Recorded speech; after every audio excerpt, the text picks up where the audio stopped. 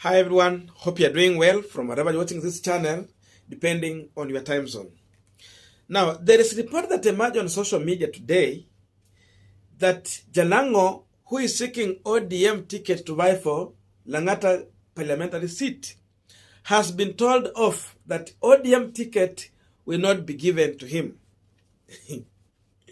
And beside this, there is also another post that has been shared widely on social media, where Babu Owino is claiming that Jalang'O is a UDM mole in ODM party. But later, Babu Owino came out to clarify things, and he termed that post as fake news. And beside this, there is another post that has also been widely shared on social media, where Babu Owino is claiming that Jalang'O is a UDM mole in ODM party. There's a post that there's a photo they have shared also in that post, where Jalang'O is shaking the Deputy President William Samoei Ruto hand. But later, Babu Owino came out to clarify things, and he has termed that post as fake news.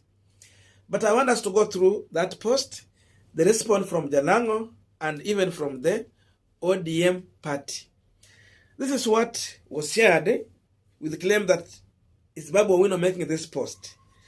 This boy called Jalang'O from Sugoi has been a mole in our camp. He's been leaking our plan and strategy to our opponent, thinking we do not know. Thank you, Baba Jacom, for smoking him out. Let him be given a wheelbarrow by his paymaster. We don't need comedian in Azimio. Now, Babu Owino is the one who also shared this post. And when he shared this, what he said, this is pettiness from UDA fake. That's what Babu Owino said about that post. But again now, on the issue of ODM denying Jalang'O party ticket, Jalang'O also came out to clarify things, because definitely it will be seen as if he's the one complaining in public. And this is what Jalang'O posted on his Facebook page. We are in the Langata race to the end.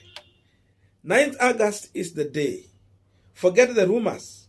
No one has been denied the ticket, and no one has been given.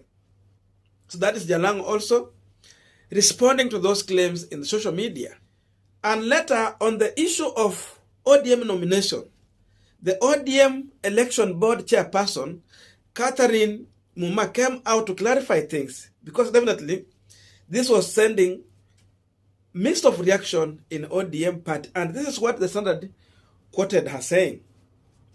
If you allow me to read, the ODM party has not met to determine which candidate get its ticket in Nairobi. Being the electioneering period, candidates would use all manner of physiological warfare to try and arm twist the party, Muma told the Standard. I will tell you for a fact that deliberations on who get ODM ticket for Langata parliamentary seat haven't been held. Neither have party primaries have been conducted. And that doesn't apply to only to Langata, but all the other elective seats in Nairobi, minus the presidential ticket. Now, Jalang'O is seeking for ODM nomination certificate to run for Langata parliamentary seat. And he's not alone. He's going to face off with two other candidates. And this include, number one, Oscar Omoko Ocholo. And another person is Musalia Kaija Siong'ore. Huyo ni Mluya. So definitely we have three people who are fighting for this ticket. And we have seen ODM trying to use negotiation democracy and even arranged democracy in some parts. But there are areas now within Nairobi which has been marked like hotspot, whereby they just now need to go to nomination, waenda kwa primaries. So this is the situation in Langata and entirely in Nairobi. And remember, even Langata does not have any of ODM member of parliament. Mwenye hako ni wa Jubilee, Nixon Korir. So that's why this nomination is very important for ODM party, because they want to reclaim this parliamentary seat. And so we are trying to ask ourselves, why propaganda and why unverified information is spreading like a bushfire on social media about the ODM nominations in Nairobi. That is what we want to try and analyze in either 2-3 minutes. But before we go deep into that, I have a quick request. You might be watching this channel, but you have not yet subscribed. So my humble request, please consider subscribing so that any other time, once we release a video like this one, you will always get notified. Again, to all our channel subscribers and anyone who drop comment, I must say thank you so much for your unconditional support. Again, I'm requesting you to give this video a thumbs up so that YouTube can recommend our video to more viewers. Back to our discussion. Now, it cannot be a far-fetched that this information that is spreading on social media might have been sponsored by some of the aspirants who are eyeing ODM ticket for Langata parliamentary seat. They can be the one who have engineered this information to get out because they want to achieve a certain political objective. Because there can be some feeling that someone among these three candidates could be a favored person to get ODM ticket. And remember where we have reached, today being the final day. There's nowhere someone will go after losing the nomination certificate. You cannot run as an independent once you lose that ticket. So there is jittery among the aspirant. So this ticket is very, very, very important to any person who is eyeing this seat. So this information could be just a warning to the ODM party that if there's a plan to give a nomination ticket to someone without consulting and without going to the primaries, then it will not be taken as easy. So again, this threat is to tell ODM that we have people whom, if you don't give them that ticket, they might split the vote by maybe supporting the opponent. That is the information this post is passing out. It can be fake, but again, it could have been sponsored by this aspirant to achieve some objective. Because with the politicians, their interest comes first. And the interest here is to get the ODM ticket. That is the biggest interest for all of these aspirants here. And even what Babu Owino has claimed to be fake information, it could have been shared or sponsored by someone with a specific objective.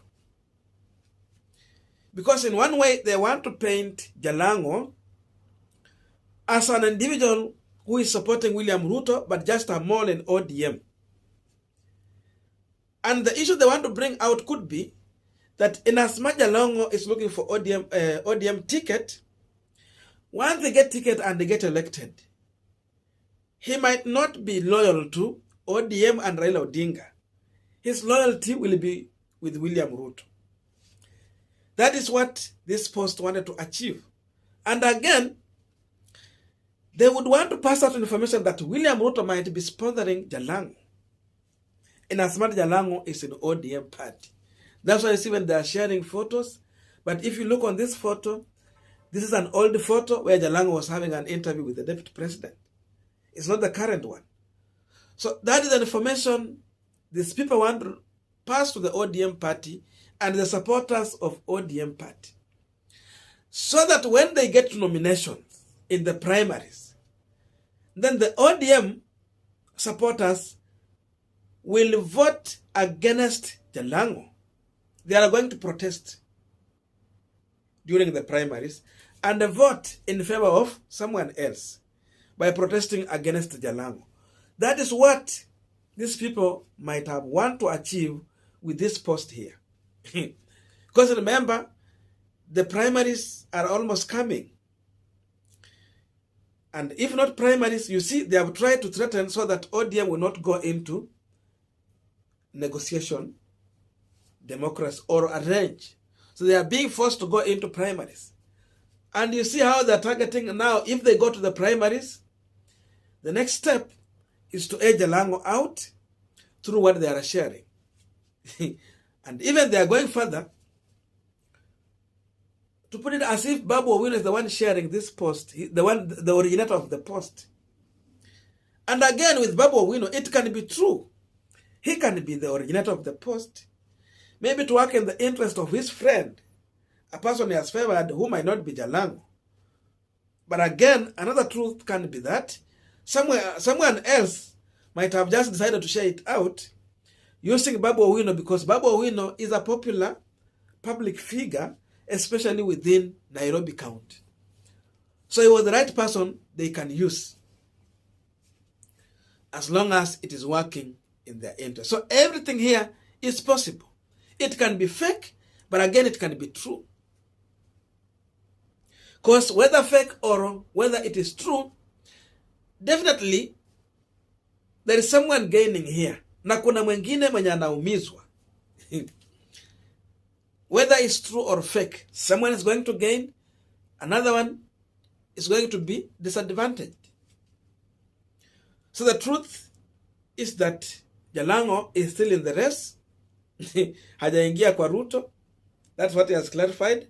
And again, he has already made it clear that no one has been given the ticket and none of them has been denied the ticket. So things are clear here. And now, with such scenario, the worst thing for ODM to do is to decide to go with the negotiation democracy, or if not, arranged democracy.